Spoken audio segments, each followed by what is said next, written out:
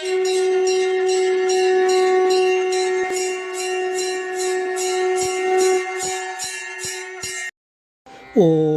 ஸ்ரீ குருப்யோ நமஹ.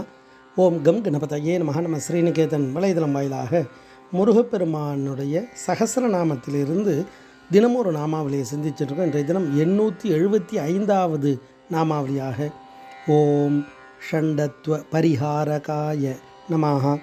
முருகப்பெருமான் அந்த நாமாவளி அலித்தன்மையை நீக்குபவருக்கு நமஸ்காரம் அப்படின்னு வர்ணிக்கிறது. அதாவது நபும்சகத்தன்மையை நீக்கி ஆண்மையை அளிப்பவருக்கு நமஸ்காரம் அப்படின்னு வர்ணிக்கிறது.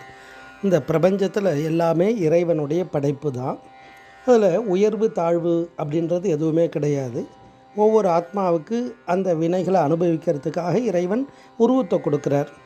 அதில் இந்த நாமாவளியில் பார்த்தோம் அப்படின்னா ஷண்டஹா அப்படின்னா எருது, பேடி, ஆண்மையற்றவன், அதை இந்த அர்த்தங்களெல்லாம் கொடுக்கும்.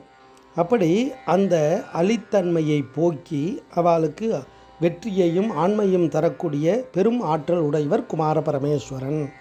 அதனால தான் முருகப்பெருமானுடைய அந்த விரதங்கள் பூஜைகள்லாம் பார்த்தோன்னா செவ்வாய் வழிபாடு ரொம்ப விசேஷமாக பண்ணுவோம்.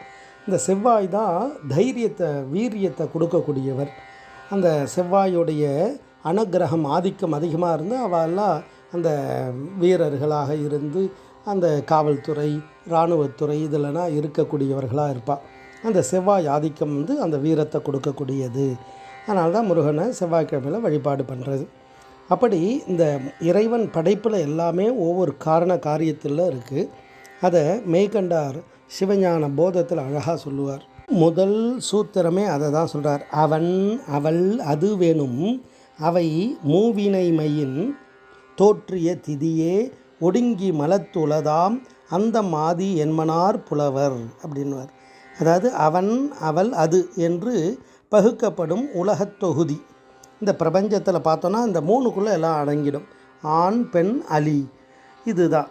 இதில் இறைவன் என்ன பண்ணுறாருன்னா 3 காரியத்தை செய்கிறார். சிருஷ்டி, ஸ்திதி, சம்ஹாரம். அதாவது தோன்றுதல், நிலை பெறுத்துறது, ஒடுங்குது. இந்த 3ஐயும் செய்யறதுக்கு ஒரு சக்தி இருக்குது. அது யார் அப்படின்னா அதெல்லாம் எங்கே ஒடுங்கும், அதுக்கு அப்போ காரணமாக அதெல்லாம் ஒரு இடத்துல தோன்றுவதற்கும் ஒடுங்குவதற்கும் ஒரு காரண கர்த்தா இருக்கணும் இல்லையா. இந்த 3 மட்டும் இல்லாமல் அந்த ஜீவனுக்கு ஆணவ மலம் தீராததால் திருப்பியும் பிறப்பை கொடுத்து திருப்பியும் ஒவ்வொரு நிலையில் செய்யக்கூடியவர் இருக்கார். அவர் தான் அந்தமாகிய கடவுள், அவர் தான் இறைவன் அப்படின்றத அழகாக சொல்லும் இந்த முதல் சூத்திரம். அப்படி இந்த பிரபஞ்சத்தில் நம்ம பார்க்குறோம் ஆண், பெண், அலி 3வது பாலினமாக இருக்குது.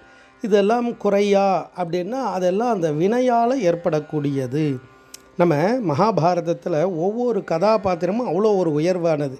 அதில் அம்பையினுடைய கதாபாத்திரத்தை பார்க்கும்பொழுது இந்த விஷயங்கள் எல்லாம் வரும்.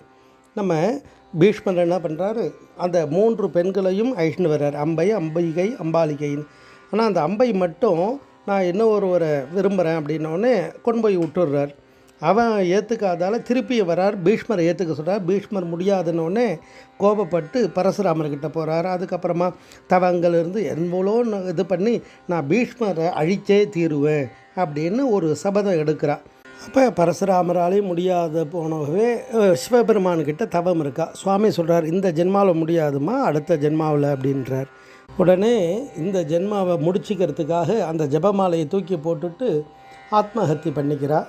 திருப்பி அந்த துருபதன் அந்த பீஷ்மரை அழிப்பதற்காகவே ஒரு மகன் வேண்டும் அப்படின்னு கேட்குறார். தன்னை தோற்கடித்த அர்ஜுனனுக்கு கொடுக்குற மாதிரி பெண் வேண்டும் அப்படின்னு 2மே கேட்குறார். வரோம் அதில் ஆணாக பிறந்து கொஞ்ச நாளில் அந்த அலித்தன்மை வந்துடுது. அந்த சமயத்தில் ஸ்தூனகர் அப்படின்ற யட்சன்கிட்ட போயிட்டு தன்னுடைய பாலினத்தில் மாற்றிக்கிறார். அப்போ முருகப்பெருமானை வழிபாடு செய்து அப்போ அந்த அம்பையாக இருக்கும்போது அந்த ஜபம் பண்ணாலே அந்த ஜபமாலையை முருகப்பெருமானுடைய அனுக்கிரகத்தால் வாங்கிண்டு அந்த வெற்றியை அடையிறா. அந்த ஜென்மாவில் பீஷ்மரை வீழ்த்தி அந்த அவளுடைய சபதத்தை முடிக்கிறாள்.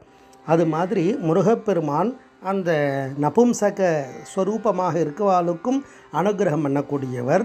அந்த நபும்சக சக்தி இந்த சரீரத்தில் ஏற்படாமல் எல்லா விதத்திலையும் ஆண்மை வெளிப்பட்டு ஆற்றல், ஆண்மை அப்படின்றது ஆளும் தன்மை, ஆக்கும் தன்மை, அதாவது ஆற்றல் எல்லாம் வெளிப்படும் தன்மைன்னு அர்த்தம்.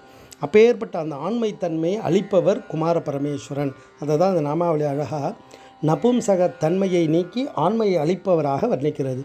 ஓம் ஷண்டத்வ பரிஹாரகாய நமஹ. ஸ்ரீ குருப்பியோ நமஹ. ஓம் சும் சுப்பிரமணியாய நமஹ.